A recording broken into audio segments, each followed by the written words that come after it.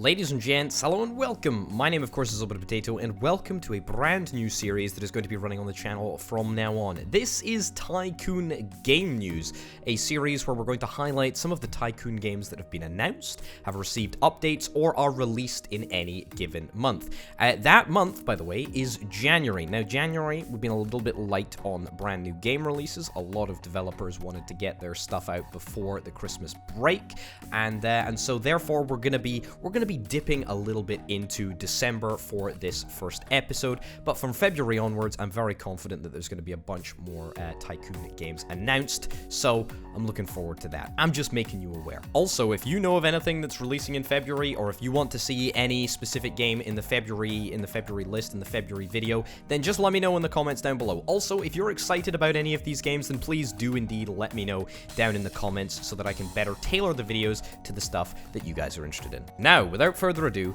let's get started. The first game that we're going to talk about is Forager. Forager is a delightfully addictive idle resource collection game. Gather, collect, and manage your resources, solve challenging puzzles, and now build nuclear technology. The new nuclear update brings a bunch of new items, gear, and artifacts, nuclear-powered structures, a new endgame boss fight, nuclear-themed, of course, new pets, and improved pet AI, not to mention a few new feats and achievements. Now, I absolutely love Forager. Its addictive simplicity is absolutely brilliant. Its resource collection is super fun and immensely satisfying. If you haven't already played this, now is a great time to pick it up. You've got another excuse in terms of nuclear power to give this game a little play. Jurassic World Evolution has been out since mid-2018. Your objective is to build and manage a dinosaur attraction park, much like in the movies. I'm sure you've all seen them. You may also have other objectives, such as keeping guests safe and increasing the variety of dinosaurs that you have in your park. The Return to Jurassic Park DLC, released in December, takes you back to where it all started with a brand new campaign that features the voices of the original cast from the movies. Dr. Alan Grant, Dr. Ellie Sattler, and Dr. Ian Malcolm all voice their original characters in an original narrative, which is very, very exciting indeed. The pack features Jurassic Park-inspired attractions, such as the main gates and the Jurassic Park Tour, 2 brand new dinosaurs, legacy skin variants, and much more. I played through this game. I played through the campaign. If you are interested in checking it out, then you can check out the link at the top right of the screen right now. I think the content is fairly limited. It feels like the developers spent most of the development money getting the original voice actors, the original cast members, to star in this game. It's fun, it's an enjoyable little romp, but it's quite pricey for what it is. Released back in the middle of December 2015, Transport Fever 2 is a sandbox transport tycoon where you have to build up and manage a transport empire and maintain it through the ages. Unlock new vehicles, plan new routes, and buy more boats. This game has absolutely everything the discerning transport tycoon could wish for. The game brings a huge number of improvements and changes from the original Transport Fever. Some of the notable new features include modular train stations, bus stations, truck stations, airports, and harbor. There's a bunch of new overlays and transport considerations such as emissions and private transport usage.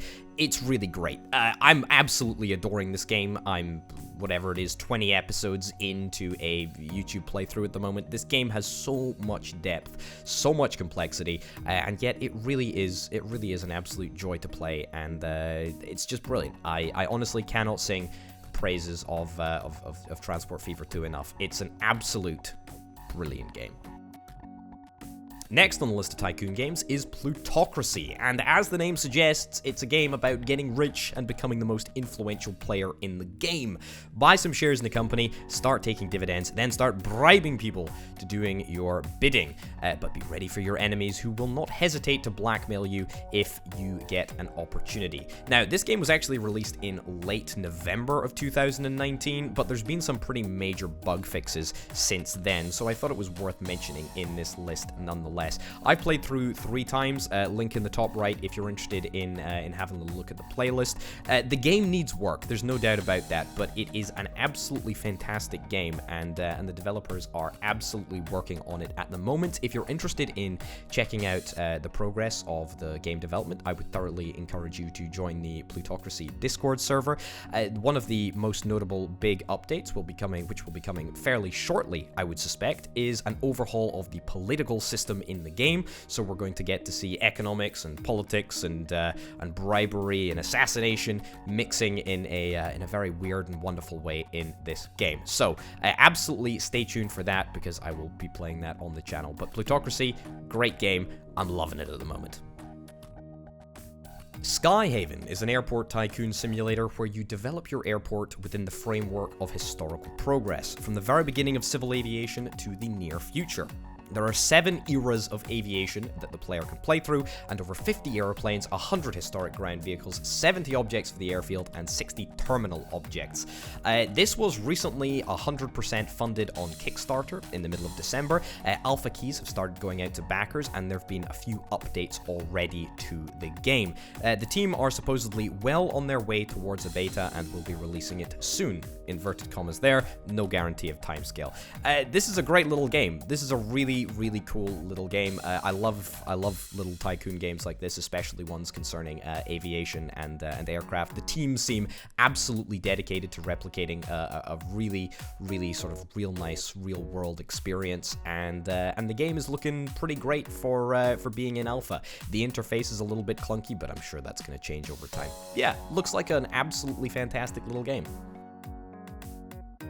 The next game, which I'd like to talk about, is called WEEDCRAFT, which is a little bit of an out-there game. WEEDCRAFT is an illicit substance tycoon management game, where you play an up-and-coming dealer. Grow, sell, and market your finest product, develop your strains, and strain your relationship with local law enforcement. Spread your wings across cities across the United States, and conquer the world. December's Freedom update adds a few new character skins, some new cities, and a new chill mode, which is more relaxed and easier to play. Importantly, it adds the ability to set up a custom game, allowing you to adjust which cities you will take your operations to, as there are different modifiers for different cities. I love this game. Great little game, great tunes, great gameplay, and a very unique subject matter. I enjoyed my time playing this, although I haven't actually created a YouTube series because I didn't want to get immediately demonetized. But if you don't have this concern, the same concern that I do, then I would thoroughly encourage picking up this game and giving it a little play, because it's real fun, it's real good. And now, since we're arriving at the end of the video, I thought I would take this opportunity to highlight an indie tycoon game of the month. This is a game that I have played over the last wee while, and one that is still in current development, and it gives me an opportunity to highlight what I think is a game that probably deserves a lot more attention than it's currently getting. Now, my game of the month for January is MICROTOWN. It's fantastic. It really is good. MICROTOWN is a hexagonal tycoon city builder where you build a town, you manage resources, you optimize processes. You get the picture. It's real good. It's real cute. I've played a little bit of the game.